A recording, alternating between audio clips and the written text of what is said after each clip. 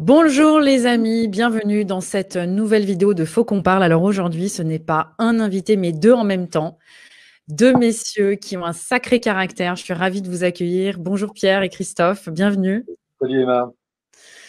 Bon, alors, on vous a vu sous tous les angles récemment, mais ça fait en fait des années que vous êtes dans les médias. Vous allez nous expliquer quel est votre parcours brièvement pour qu'on comprenne d'où vous venez, ce que vous savez faire de mieux. En tout cas, moi, je vous dis déjà bravo pour Hold Up. Le but de cette vidéo, il est tout simple, les amis. Il est de donner un temps de parole à Pierre et Christophe, puisque vous avez été nombreux à vous plaindre finalement, de dire mais on ne comprend pas pourquoi sur les plateaux télévisés, on a vu plusieurs chaînes parler de vous, des radios, etc. Et puis, on n'arrive pas à vous entendre répondre concrètement. Alors, le but, c'est pas de faire du ping-pong avec les médias et de s'insulter, évidemment. C'est de remettre l'église au milieu du village, comme j'aime le dire. Alors, c'est votre moment à vous, Pierre et Christophe.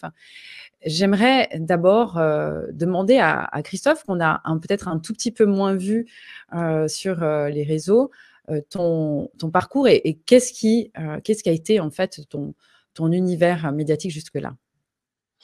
Alors, mon univers médiatique, ça a été la production audiovisuelle, télévisuelle surtout. J'ai commencé par faire des films anthropologiques, des films sportifs, autant en réalisation qu'en production. Et ensuite, je me suis spécialisé sur toutes les productions un petit peu complexes à exécuter, à faire avec de nombreuses variables aléatoires, comme on dit en maths. Et c'est surtout la complexité qui a guidé mon métier et la curiosité.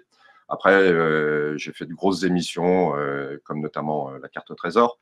J'ai fait beaucoup de documentaires, j'ai fait des magazines. Bref, je suis un mec d'image et je suis aussi un mec de communication puisque j'ai fait pas mal de PNL et pas mal d'hypnose thérapeutique ces 10 dernières années. Voilà, parce que j'ai préféré aussi pendant quelques temps m'occuper de ceux qui souffraient. Voilà.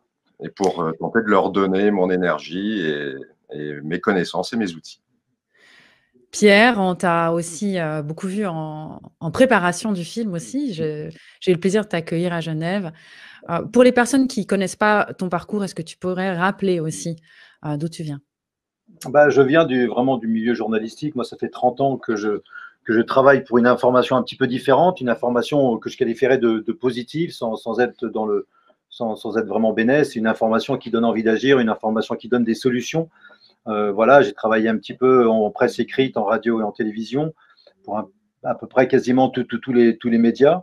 Voilà, j'ai réalisé juste quelques titres qui vous parlent de ma ligne éditoriale. C'est Passeur d'espoir sur France 5, c'est Le meilleur du monde, c'est voilà, des choses que j'ai montées, c'était sur France Info, et puis tous les magazines, que ce soit pour les différentes envoyés spéciales, zones ou des racines et des ailes. Voilà, c'était des magazines qui, soit c'était des enquêtes, effectivement, c'est l'enquête que j'aime bien faire, ou des enquêtes ou des sujets qui donnaient envie de voir et qui offraient des solutions aux grands enjeux de la planète. Et depuis 10 ans, ça c'est important, depuis 10 ans, j'ai décidé vraiment de me spécialiser dans l'écriture de documentaires cinéma. C'est une écriture vraiment différente de la télévision, et c'est surtout parce que j'avais le sentiment que le dernier espace de liberté, et ça se confirme aujourd'hui, c'est vrai, ça reste vraiment les salles de cinéma.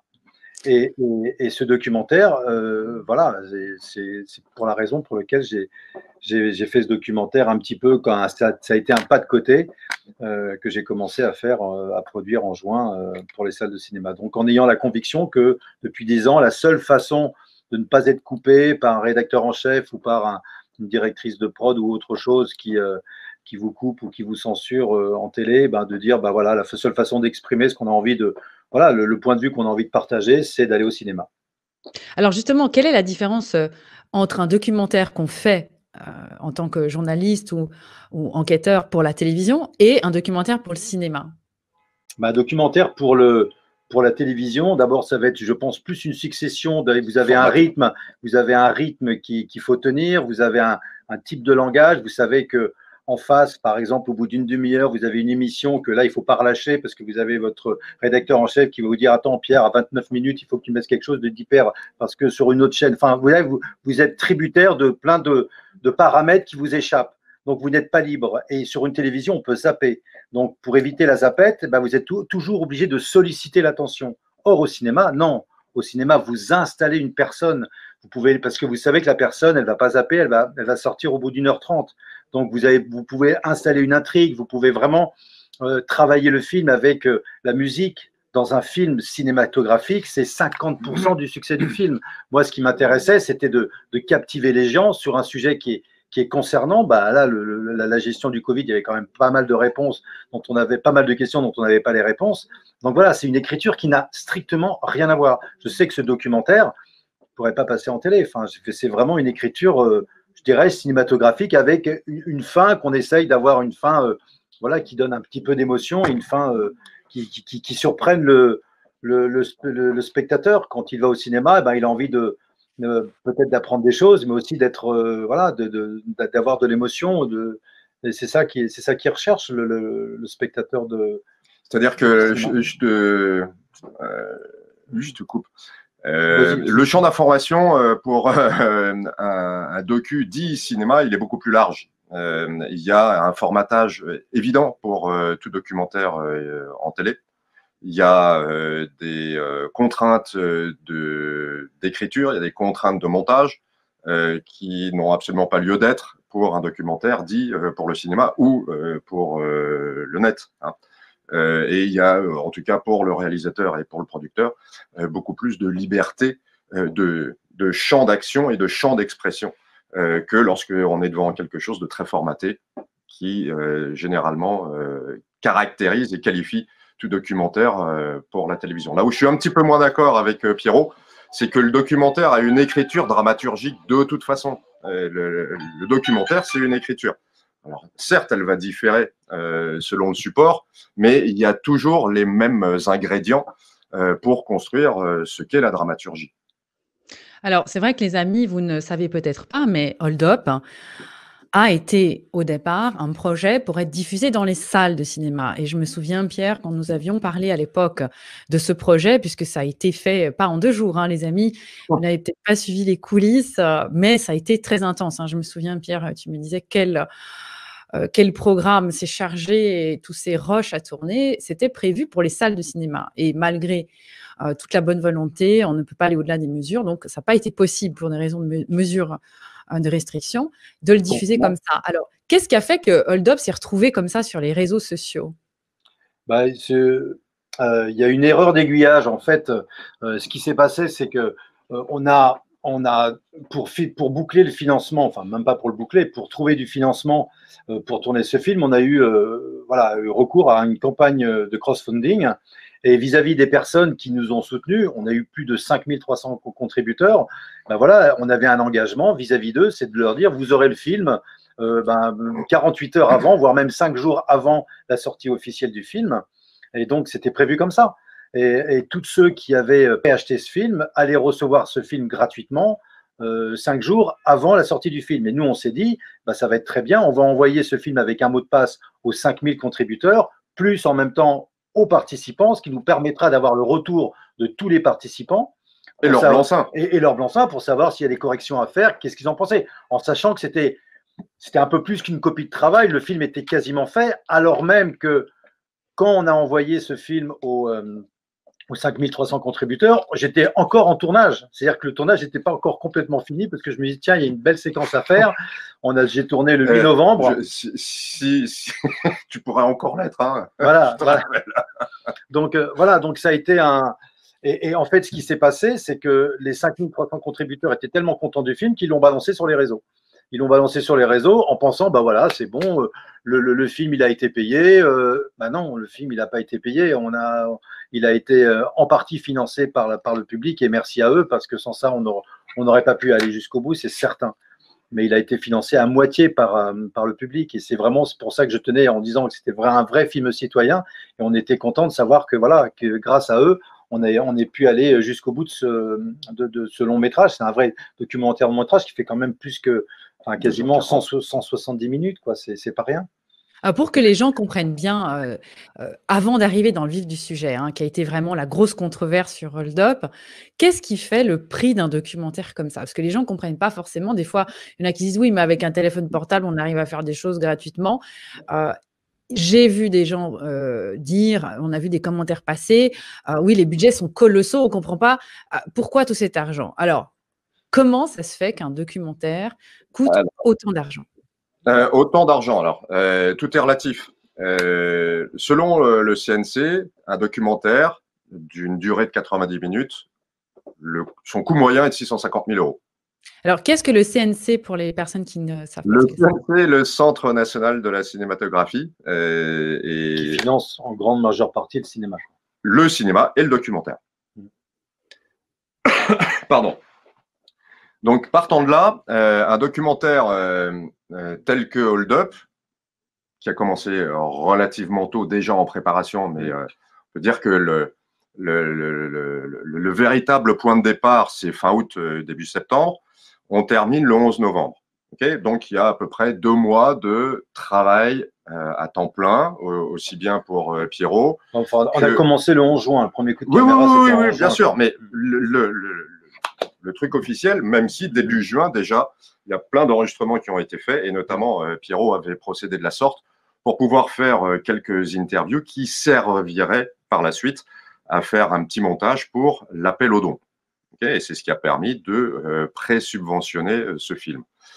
Dans l'esprit, si on a 8 à 10 semaines de boulot et qu'on est 5 et que chacun, disons, est payé par exemple le SMIC, on arrive déjà à une certaine somme d'argent en mettant toutes les charges sociales et patronales.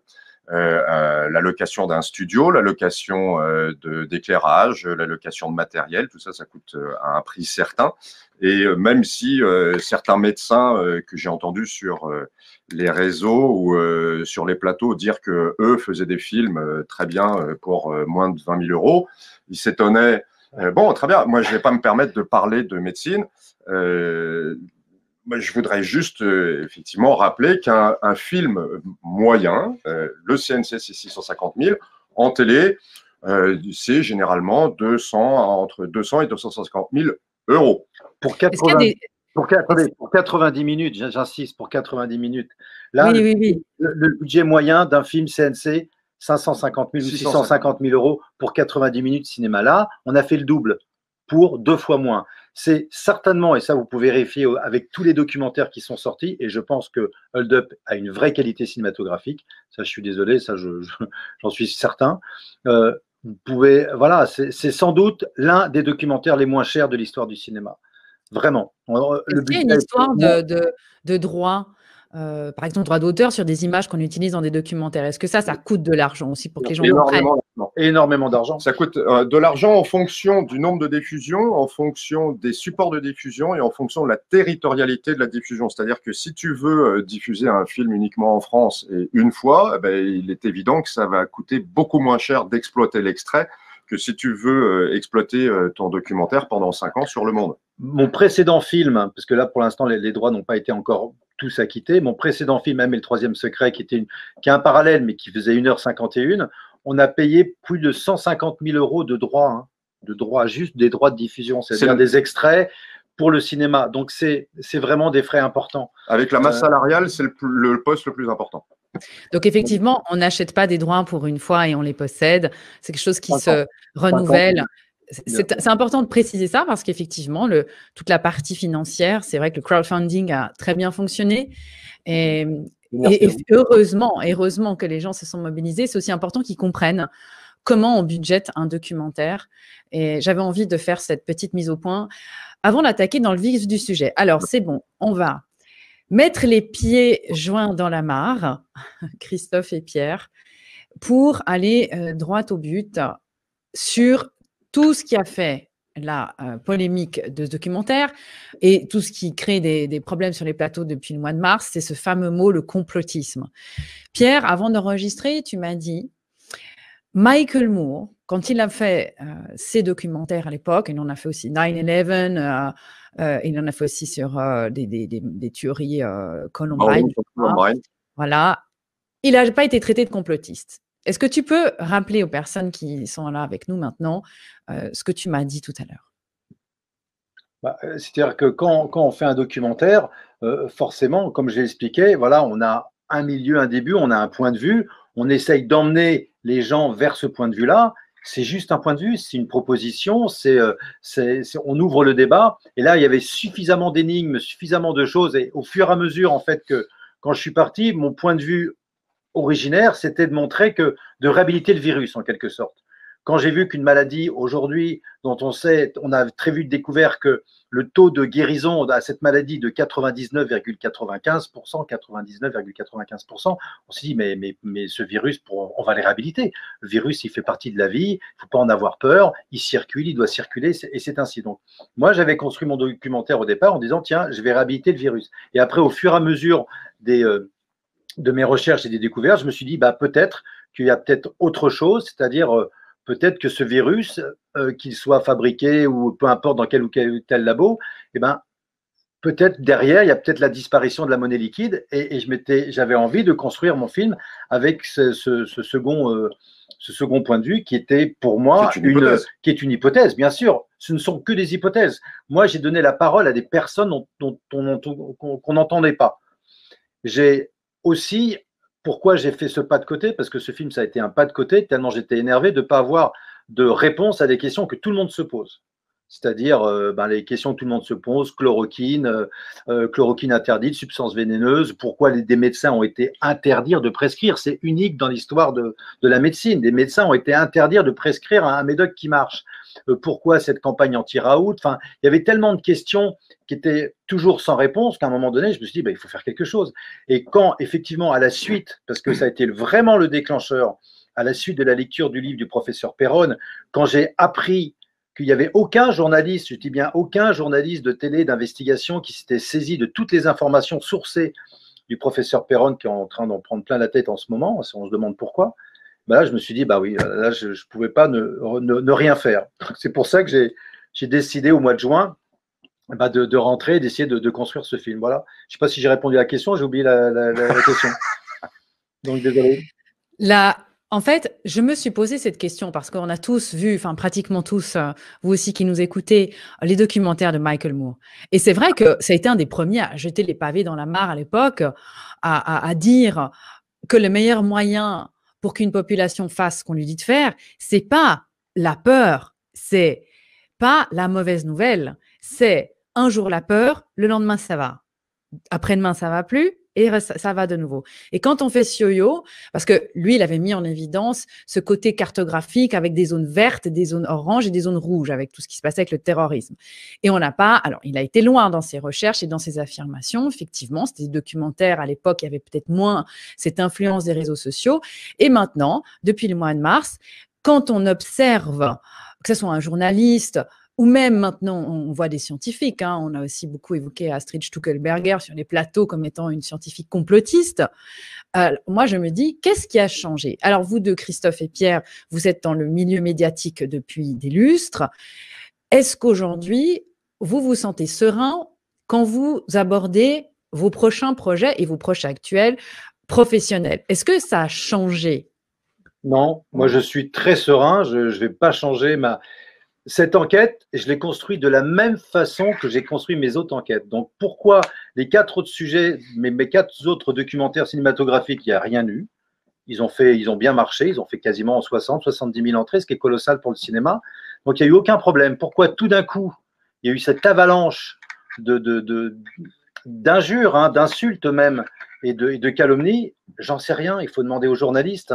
Pourquoi tout d'un coup, ils se sont réveillés en disant mais c'est n'importe quoi, c'est du complotisme, alors que là, on vient de voir, j'étais tellement saisi au départ quand je me souviens cette une de Libération, je crois du 12 novembre ou du 13 novembre, avec le virus du complotisme, j'avais juste envie de dire mais le virus de la peur, vous l'avez distillé pendant 10 mois, et là, tout d'un coup, vous parlez du virus du complotisme alors qu'il n'y a pas de complot, et si on en dénonce un complot, moi, je serais ravi de dénoncer un complot. Le scandale du Lancet, c'est un complot.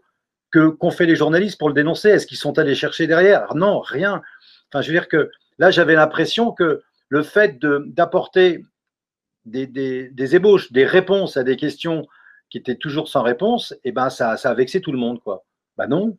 Et je pense aussi, encore une fois, je reviens, mais le simple fait que ce film ait été répandu sur les réseaux sociaux, ait été comme ça, alors que, ben non, c'était un film qui aurait dû se voir dans les salles, créer un débat. Il n'y aurait pas eu toute je pense, qu'il n'y aurait pas eu toute cette polémique. En tout cas, moi, j'en reste persuadé.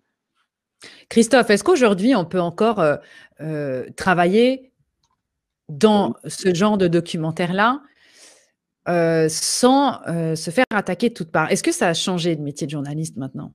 Alors, le métier de journaliste, moi, je ne peux pas prétendre répondre vraiment à cette question parce que les journalistes, je les ai surtout employés ou dirigés ou orientés. Moi, j'ai été journaliste quelques mois j'allais dire dans ma tendre enfance, mais ensuite, j'ai plus eu ma carte, voilà, parce que là aussi, il y a des contraintes, il y a des obligations, voilà. L'exercice du métier de journaliste, il est, je pense, relativement complexe, même si le prix Albert Londres, là, qui a été attribué, en tout cas au niveau du documentaire, moi, je suis méga fan. Il y a encore, évidemment, des espaces d'expression possibles. Ensuite, c'est par rapport aux contraintes du support de diffusion. Le support de diffusion, quel qu'il soit, il a une politique. Il a une politique, il doit répondre à des exigences de marché, des exigences de rédaction et des exigences ensuite manifestement aussi politiques. En dehors de cela, l'espace de liberté aujourd'hui sur les chaînes de télévision, on voit de notre fenêtre, c'est Arte.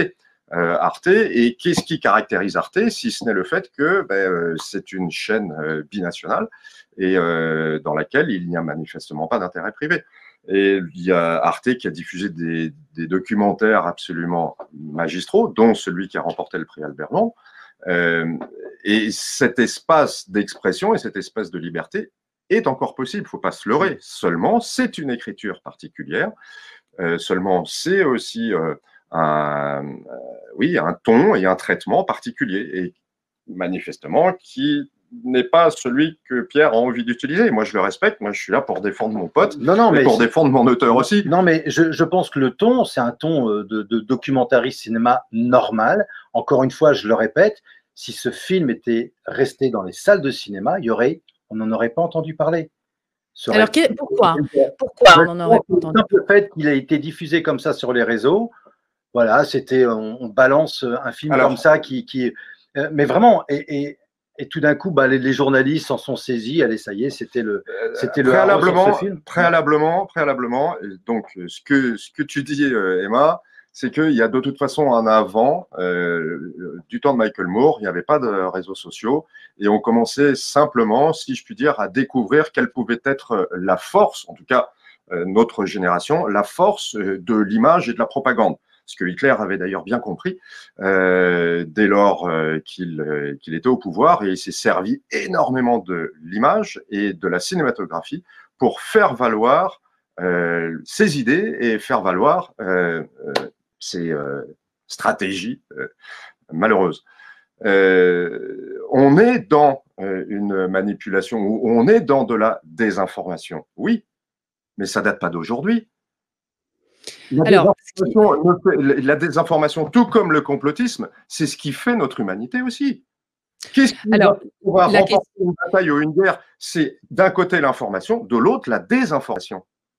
La question est comment elle est perçue, on va dire, avec ce qui, a priori, est censé être le quatrième pouvoir, c'est-à-dire les médias, pour informer sous tous les angles. C'est vrai qu'on se pose maintenant la question du rôle des médias dans tout ça. En tout cas, j'ai relevé, il y en a eu beaucoup, mais j'ai relevé, je crois, Ilana Securel, je crois l'intervention la plus musclée qui a eu lieu. Donc, pour les personnes qui ne la connaissent pas, vous pouvez la retrouver sur CNews. Elle est eurodéputée et aussi membre de la République En Marche. Alors, voici ses propos quand elle parle de hold-up. Il faut faire barrage au complotisme qui sort du consensus scientifique. Hold Up est un pseudo-documentaire, cette chose, hein, un ramassis de toutes les thèses complotistes les plus inquiétantes qui soient. Qu'est-ce que vous avez à répondre à Ilana Sikurel? Mais qu'elle développe, quelle thèse complotiste? On s'appuie que sur des faits, on ne s'appuie que sur des personnages. On parle de gouvernance mondiale. Qui parle de la gouvernance mondiale aujourd'hui? C'est Pierre Barnarias? Non, Pierre Barnarias, il s'en fout de la gouvernance mondiale. Par contre, il fait parler des personnes qui parlent de la gouvernance mondiale. Il fait parler des Jacques Attali, il fait parler d'autres personnes là-dessus. Voilà, donc, encore une fois, ça veut dire quoi, thèse complotiste? Si complotiste, c'est de révéler un complot parce qu'il y a des complots, dans le film, par exemple, le premier à dénoncer le complot, c'est l'ancien ministre de la Santé, de Philippe Douste-Blazy, quand il dit à propos du Lancet, mais je veux savoir qui est derrière, qui a payé, qui a fait ces études. Quand on révèle, par exemple, le conflit d'intérêts chez Gilead, parce qu'il y a 2 actionnaires qui sont également actionnaires du Lancet, bah oui, on a le droit de se poser la question. Est-ce que de se poser la question, ça veut dire qu'on est complotiste? Non, ça veut dire qu'on cherche juste des questions, qu'on cherche juste à comprendre une situation qui nous échappe. Le problème, c'est qu'aujourd'hui, pourquoi les journalistes ne sont pas allés chercher? Pourquoi pendant 10 mois, on n'a pas eu de réponse? On n'a toujours pas les réponses à savoir pourquoi, qui a classé la chloroquine comme substance vénéneuse. C'est quand même incroyable. Ça fait quoi, même 60, enfin, je sais pas, plus de 70 ans qu'on s'en est servi, il n'y a jamais eu de problème. Et tout d'un coup, elle est classée en substance vénéneuse. Pourquoi, pour la première fois dans l'histoire, on interdit aux médecins de prescrire un traitement qui marche? On les a squeezés. C'est quand même incroyable. Il n'y aurait pas eu d'embouteillement dans les services d'urgence s'ils avaient pu traiter comme ils avaient envie de traiter. Pourquoi on a empêché, par exemple, aux médecins de faire une enquête, enfin, de faire une étude randomisée en direct, puisqu'il y avait quasiment 1000 médecins qui étaient déjà malades. Ils auraient pu se suivre. Ils n'ont pas eu de réponse du gouvernement. Donc oui, il y a eu plein de questions qui se sont posées sans aucune réponse. Donc moi, la question, je me dis, mais que font les journalistes aujourd'hui? Moi, je suis juste un réalisateur qui essaye de comprendre un événement et qui essaye de rassembler, d'essayer de faire un puzzle avec toutes les puzzles qu'il a et de les mettre en place. Et essayer de donner un point de vue à la fin d'un film.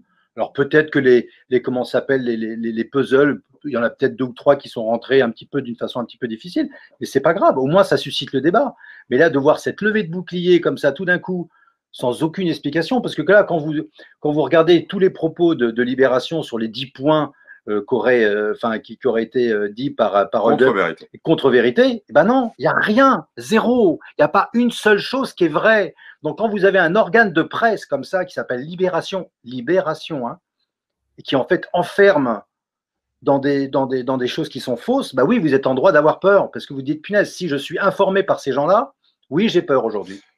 Oui, moi sincèrement, je vous le dis, moi ça m'a fait peur. Parce qu'au départ, quand on a vu ces articles qui ont été vraiment hyper violents. Parce que pour moi, c'est une insulte d'avoir cet anathème de complotiste, alors que j'essaye juste de répondre à des questions et d'ouvrir des pistes qui doivent susciter le débat.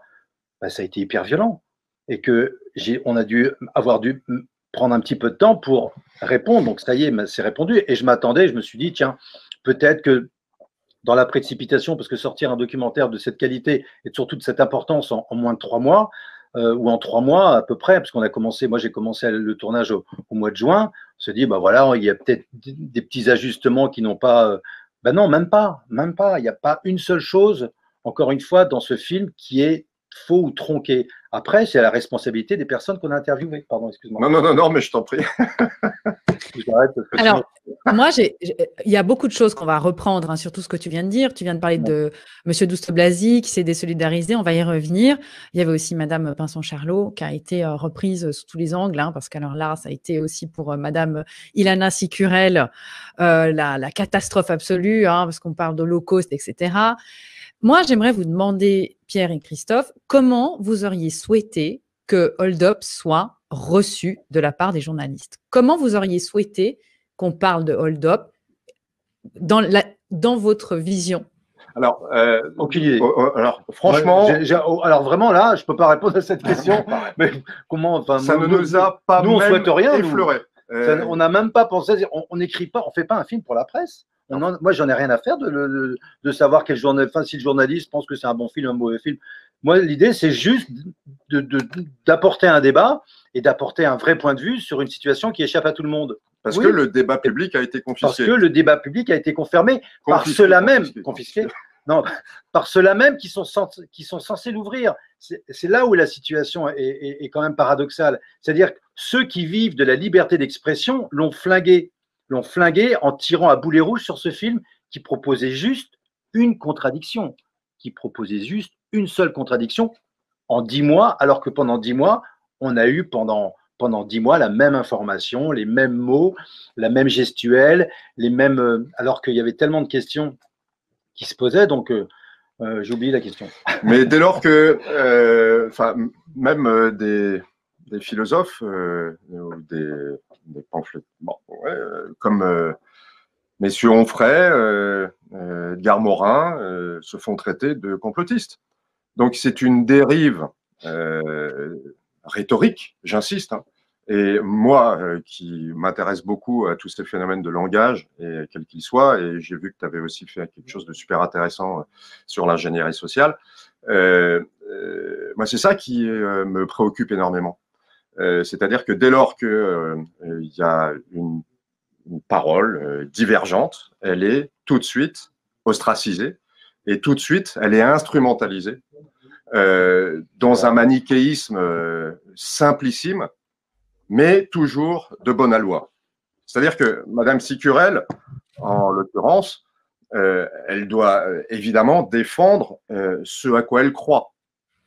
Mais moi, si je crois à, je sais pas, à la réincarnation, ou si je crois à l'efficacité ou l'intérêt de la physique quantique, c'est ma propre croyance. Ensuite, je ne vais pas aller insulter Madame Sicurel si elle pense l'inverse.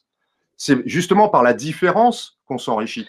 C'est pas par le fait de vouloir imposer. Nous, Pierre comme moi, on n'a aucune envie d'imposer, et Pierre n'a aucune envie de convaincre. Il veut simplement proposer. Et j'insisterai, quand Madame Sicurel, c'est quoi les arguments de Madame Sicurel? Complotiste? Mais c'est pas un argument des complotistes qu'elle développe. En quoi ce film est complotiste? En quoi ce film est une… C'était quoi l'autre argument? C'était pas un documentaire? En quoi ce film est pas un documentaire? En quoi c'est même pas ça, Pierre, c'est plus que ça. C'est-à-dire que c'est un cri d'alerte que Madame Sicurel a fait, mais c'est pas la seule. Hein. Bon, j'ai relevé cette dame, après il y en a d'autres. Qu'il faut faire barrage, en fait. C'est comme si vous étiez un danger. Vous étiez un danger. Il faut faire barrage au complotisme qui sort du consensus scientifique. Voilà, ce sont ces mots. C'est un ramassis de toutes les thèses complotistes. C'est de la normalisation, le consensus scientifique. Il n'y a jamais eu de consensus scientifique. La science avance justement par contradiction, par opposition. Effectivement, en ce qui me concerne, en tout cas, je peux affirmer que j'aurais souhaité que Hold Up soit une bonne occasion de réunir non seulement les intervenants du film principaux, qui ont été énormément décriés, sur un plateau, de prendre le temps, puisque on passe en moyenne, et ça vous le savez, hein, Christophe et Pierre, puisque vous êtes de l'autre côté du décor, en moyenne 3 heures par jour devant la télévision, hein, 14 ans de notre vie en état d'hypnose et devant le poste. Et je pense qu'on aurait pu prendre un petit peu de temps pour faire même une émission de 3 heures, pourquoi pas, hein, avec vous, les intervenants, vos détracteurs. Donc, on va juste revenir sur une personne qui s'est désolidarisée, qui est Monsieur Douste-Blazy. Alors, est-ce que vous pouvez nous dire comment ça se fait qu'il s'est désolidarisé après, alors qu'il aurait reçu, avant la publication officielle du film, les images? Il a reçu les images, comme tous les autres intervenants, 4 à 5 jours. 5 jours Avant sa diffusion officielle. Et avec, évidemment, un courrier qui stipulait que s'il n'était pas d'accord avec le montage ou avec la tonalité ou le traitement, eh ben, qu'il nous le fasse savoir. Et Pierre se proposait évidemment de changer tout cela. Or, il semblerait qu'il ait décidé de se désolidariser du film, de mémoire le 12 novembre, le 12 ou le 13, sans même avoir visionné le film. Ce qui est quand même… bon, c'est très subjectif, hein, dès lors. Alors, ce même jour, il était nommé administrateur d'un grand groupe pharmaceutique. Mais au-delà de ça, encore une fois, j'insiste, je ne connais pas un seul producteur. Je ne connais pas un seul producteur de télévision, je parle de télévision et même de cinéma, qui envoie son film 5 jours avant la diffusion pour dire, écoutez, faites-nous un retour. J'en connais pas. Il n'y a pas eu plus transparent que nous.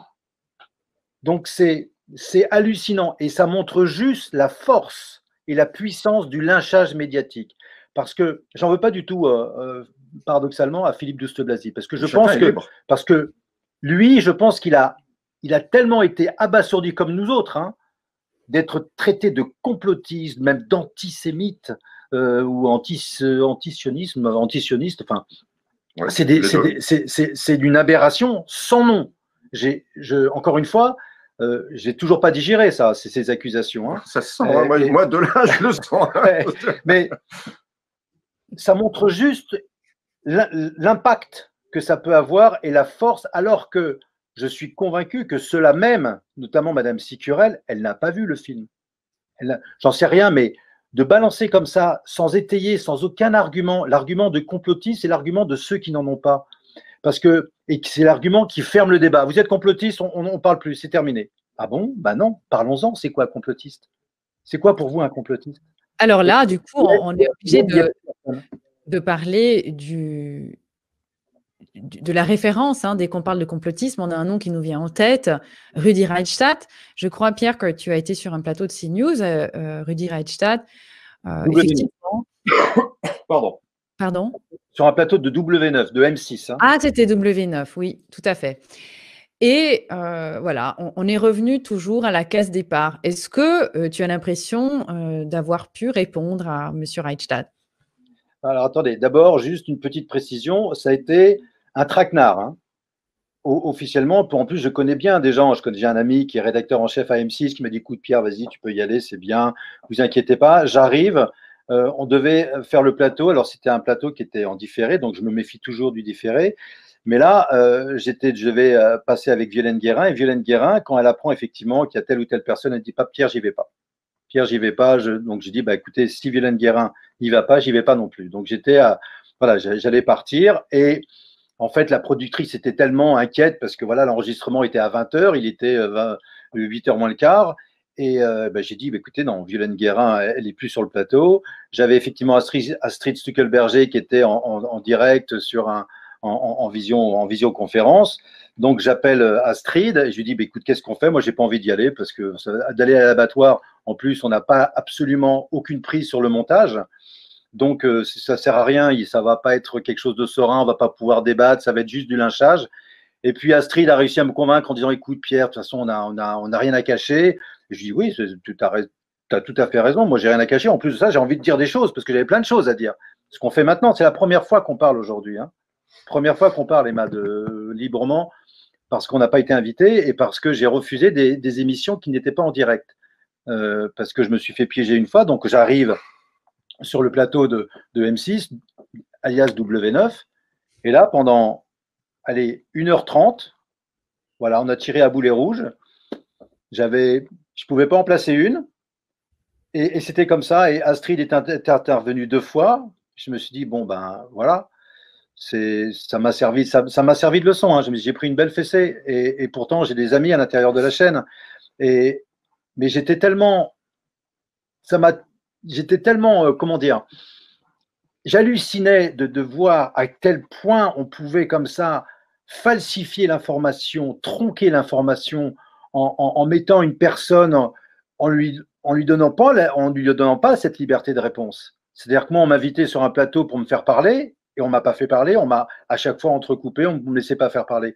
Alors, la seule chose qui m'a un petit peu rassuré, c'est quand je suis sorti de l'émission, moi, c'est impossible de regarder, de toute façon, je ne m'aime pas, donc moi, je suis bien derrière la caméra, je déteste être devant. Donc, je n'ai pas regardé l'émission, c'est juste mon avocat qui m'a dit, écoute Pierre, t'inquiète pas, c'est très bien, de toute façon, ça se voit qu'il y avait en face de toi une meute et que tu n'as pas pu répondre, et voilà, et c'est signé, quoi. Donc là, je suis en droit de me poser les questions, mais on est dans quel système, dans quel monde d'information on est?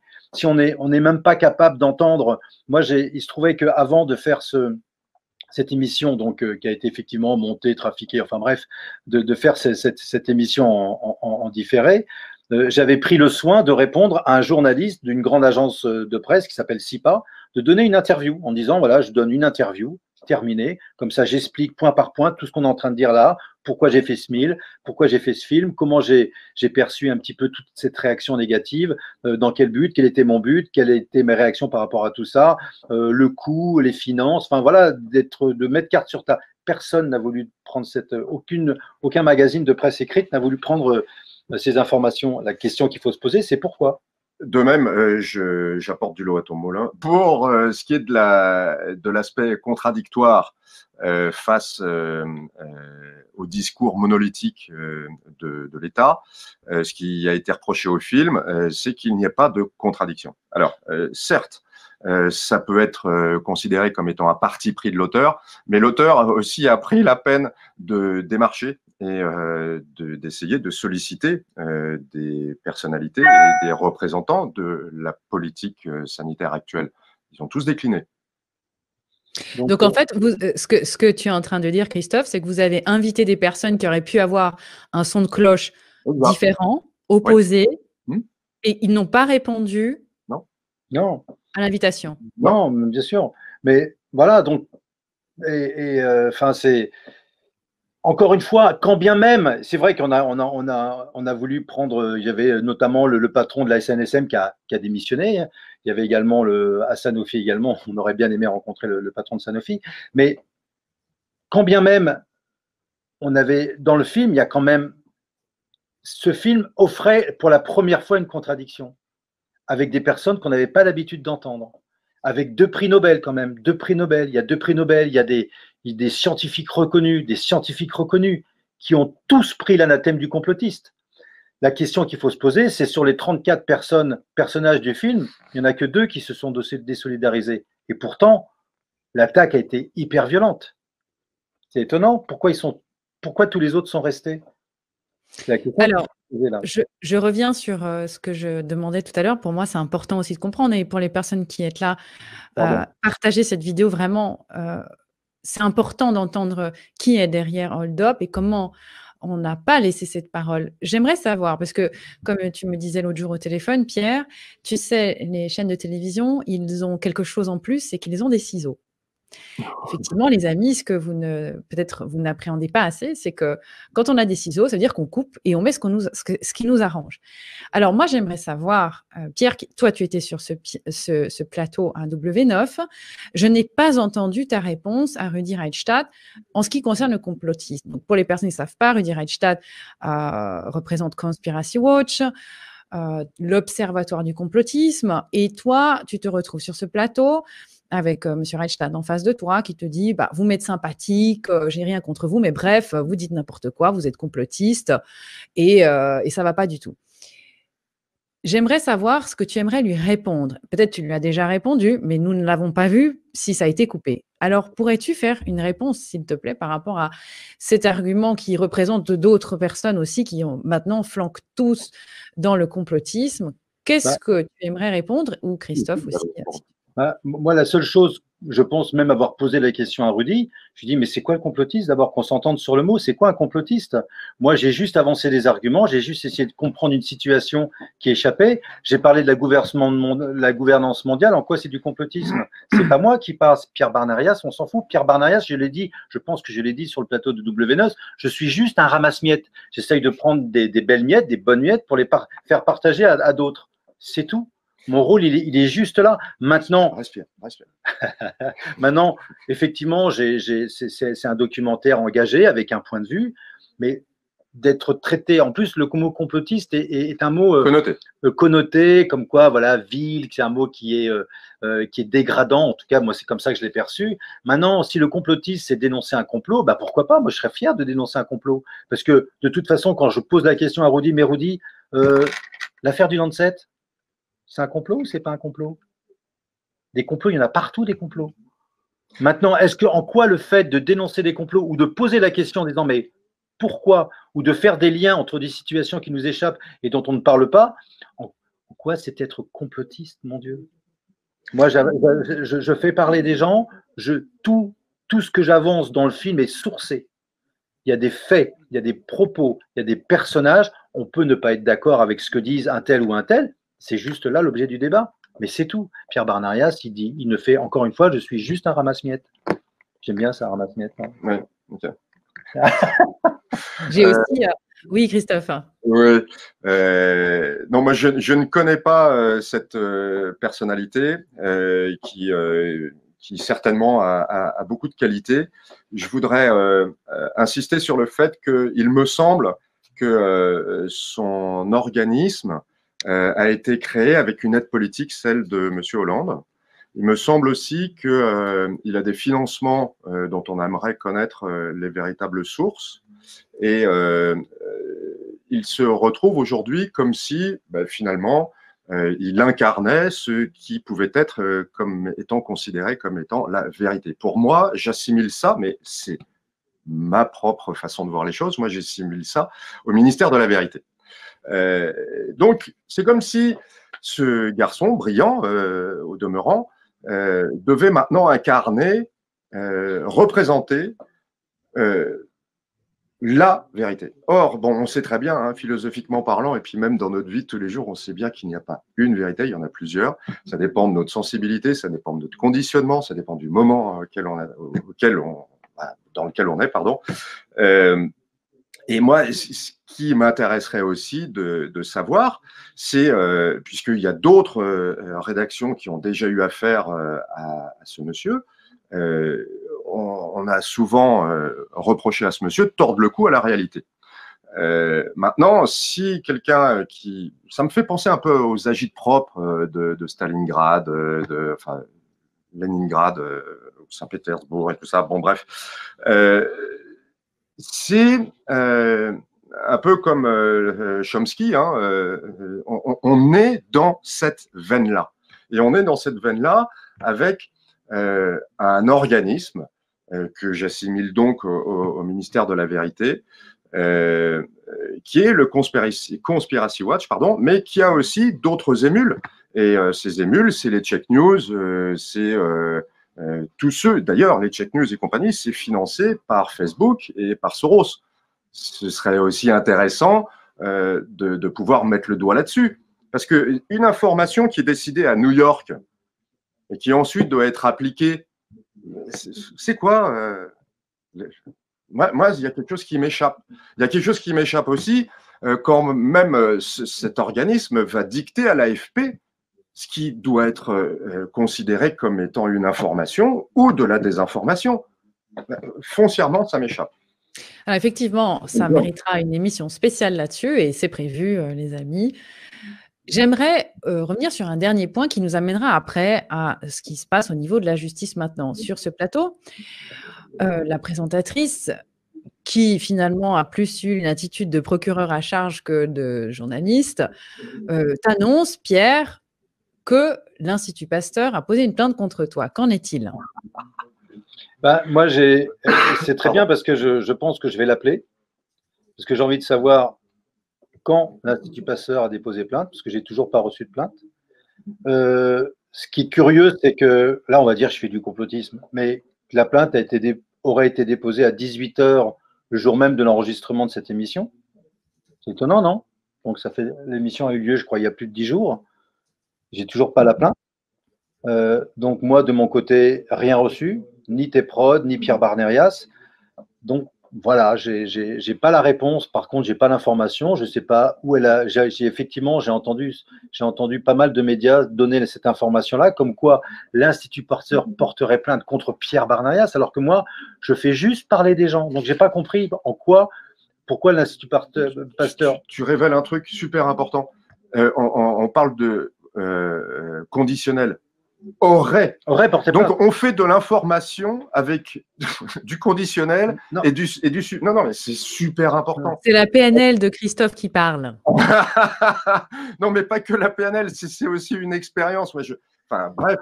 On ne fait pas de l'information avec du conditionnel, et avec du subjectif. Non, mais la présentatrice me dit le jour de l'enregistrement, peut-être que je vous l'apprends, mais l'Institut Pasteur a porté plainte. Elle n'a pas dit a porté plainte. Ah, c'est encore pire. Est-ce que vous le savez? Est-ce que vous le savez? Je dis bah non. Bah non. Je lui ai dit, écoutez, d'abord, je suis surpris que l'Institut Pasteur porte plainte pour Pierre Barnarias, parce que c'est pas Pierre Barnarias qui a dit que le virus avait été fabriqué par l'Institut Pasteur, c'est un professeur qui connaît bien les brevets, voilà, et qui parle en son nom. Donc, ça m'a d'abord, ça m'a surpris, et deux, l'information, en tout cas, est tombée au bon moment pour l'enregistrement de l'émission, c'est tout. D'autant plus qu'on peut imaginer quand on ne connaît pas ce milieu-là, on peut imaginer en tant que spectateur et public que le journaliste ou le réalisateur ou la personne qui organise les intervenants est là pour leur donner la parole et pas là pour tout vérifier, et que ce n'est pas effectivement de la responsabilité en l'occurrence. Quand on interroge M. Véran, on s'interroge aussi sur ses liens avec les Young Leaders chinois, par exemple. Parce qu'on s'intéresse à M. Weinberg, qui a été un des principaux soutiens de M. Macron pour sa campagne électorale et qui l'a fait rentrer chez Rothschild. Est-ce que, bon, voilà. Donc, je vois pas pourquoi Pierre aurait fait autant ces démarches, même si j'avais dit à Pierrot, bon, attention, le gars, il envoie, donc il y a peut-être un risque à aller, mais ensuite, il a voulu y aller, il avait tous les éléments, je lui fais confiance. Non, puis, encore une fois, si j'ai décidé d'y aller, c'est parce que avec Astrid, on a dit, bah attends, nous, on n'a rien à nous reprocher, on a fait un film, j'ai fait un film, moi, je suis le premier à vouloir le défendre, et sincèrement, j'ai rien à me reprocher, quoi. Je pense sincèrement que le film, voilà, c'est un film qui a une intrigue, qui mérite d'être vu, et voilà, c'est tout. Donc, vous l'aurez compris, les amis, et aussi les journalistes, peut-être si vous nous regardez, que Pierre et Christophe seraient ravis de venir en direct parler de leur projet, de leur méthodologie, avec des contradicteurs, des intervenants du film, évidemment. En tout cas, nous serions nombreux à regarder avec grand intérêt un vrai débat, et je suis la première à le réclamer avec grand plaisir. J'aimerais finir. Oui, Pierre. Non, parce que justement… Pardon. Je te vois faire comme ça, là. Je te vois faire comme ça, il y a encore. Non, nous, notre idée, pour clarifier tout le monde et pour montrer encore une fois qu'on est disponible, qu'on n'est pas fermé à la discussion, aux questions, loin de là, c'est de proposer un vrai débat avec 5 journalistes, avec moi, Christophe, 2 personnages du film ou 3 personnages du film, un vrai débat, et de le faire en direct sur YouTube, sur Facebook, voilà, pendant 1 heure. Posez-nous toutes les questions, on y répond. Avec avec le réalisateur, avec peut-être 2-3 personnages du film, en face de nous 5 journalistes, peut-être Rudy, peu importe, pour dire est-ce que vous acceptez le deal? Eh ben, c'est ce qu'on va essayer de proposer dans un endroit où on peut faire 1 heure ou 1 heure et demie d'enregistrement en direct. De la discussion jaillit la lumière. Voilà. Voilà, et je m'occupe personnellement de l'invitation à M. Reichstadt, et j'espère qu'il me répondra.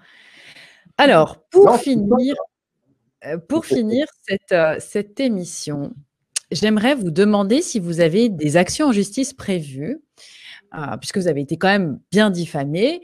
Je rappelle que c'est pénal, hein, même le mot complotiste. En tout cas, en Suisse, si je dis qu'une personne est complotiste, je peux être attaqué pénalement pour diffamation. Est-ce que vous avez une actualité juridique ou quelque chose à venir? Oui, alors, elle est extrêmement dense. C'est ce qui aussi sans doute peut être l'explication de notre relatif silence. C'est parce que on a passé énormément de temps à relever tous ces aspects juridiques. Ça prend du temps, ça nécessite beaucoup d'échanges. Et il est vrai que pour le moment, on a aussi bien l'aspect commercial, parce qu'avec Vimeo, entre autres, c'est une rupture de contrat. L'aspect Tipeee aussi, on sait toujours pas. L'aspect Tipeee, bon, bref. Il y a l'aspect libre expression, en tout cas la liberté d'expression. Il y a l'aspect insulte. Donc pour le moment, on en est, alors à ce jour, hein, parce que à chaque jour suffit sa peine, on en est à peu près à 19 procédures. Et ce n'est que le début. Je pense qu'on va arriver à une 60aine. Donc vous attaquez. Ouais.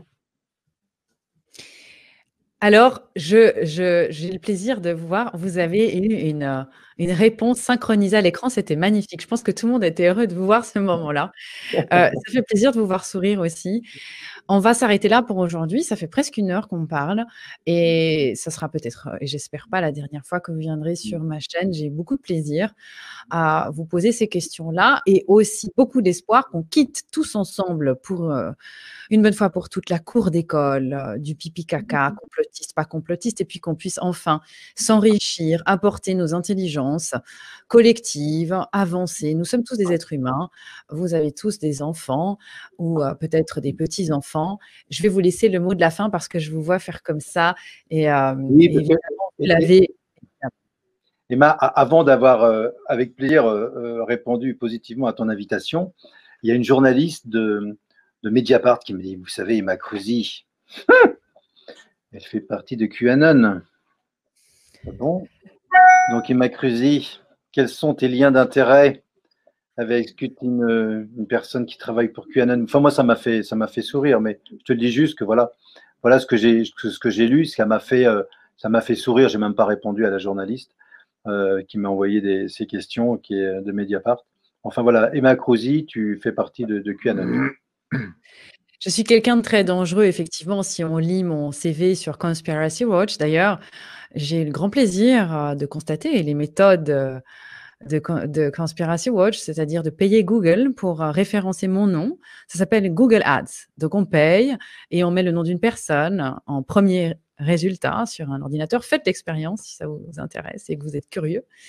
Et vous avez mon nom associé à un mot complotiste. Donc, effectivement, ça peut avoir de très graves répercussions pénales. Je ne suis pas la seule, il y en a beaucoup. J'ai fait l'expérience, effectivement, cet été, d'inscrire la lettre Q dans ma main. Et je me suis dit, on va voir les réactions. Et quand je vois la déferlante de gens qui sont tombés dans ce qu'on appelle effectivement le complotisme, c'est-à-dire de voir une lettre dans une main et d'en déduire toute une série de choses, j'ai beaucoup rigolé, je vous avoue, je suis un petit peu provoque. J'ai beaucoup de défauts et j'ai celui-ci. Je crois que dans le futur James Bond, Q, c'est plus Q. Ils ont dû changer, je crois, la dénomination parce que ça craignait trop. Non, mais c'est pour ça que j'avais envie de t'entendre là-dessus, parce que moi, encore une fois, c'est ce genre de les personnes c'est ça qui est quand même questionnant, c'est que les journalistes aujourd'hui, au lieu de parler du propos, ils s'attachent à la personne, ils essayent de déglinguer la personne. Mais c'est des classiques. C'est des classiques, mais en tout cas, c'est la première fois j'ai quand même fait 3-4 enquêtes cinématographiques, j'ai jamais eu aucun problème. Là, tout d'un coup, avec une enquête qui, je pense, était l'une des plus abouties, tout d'un coup, il y a eu ce déchaînement, encore une fois, ce déchaînement de calomnies, d'insultes, tout ce qu'on veut, parce que justement, ce film n'est pas sorti en salle à cause de… Et ça montre bien que vraiment le dernier espace de liberté d'expression, ça reste les salles de cinéma. Donc voilà, j'espère vite que ce film retrouvera un peu de sérénité, peut-être dans les salles de cinéma avec la toute dernière version, parce que on a rajouté quelques informations qui n'étaient pas dans la version qui est sortie le 11 novembre. En tout cas, on voit à quel point Pierrot s'identifie à son film. C'est un bébé. C'est un bébé. C'est chouette. C'est son bébé au même titre qu'un artiste, un sculpteur, un peintre, un poète fait son œuvre et puis il a forcément son angle parce que c'est sa patte. En tout cas, je vous remercie, les garçons, Pierre et Christophe, pour ce regarder. Et les amis, je vous dis à très vite pour de nouvelles aventures dans le monde de l'authenticité. À bientôt. Salut.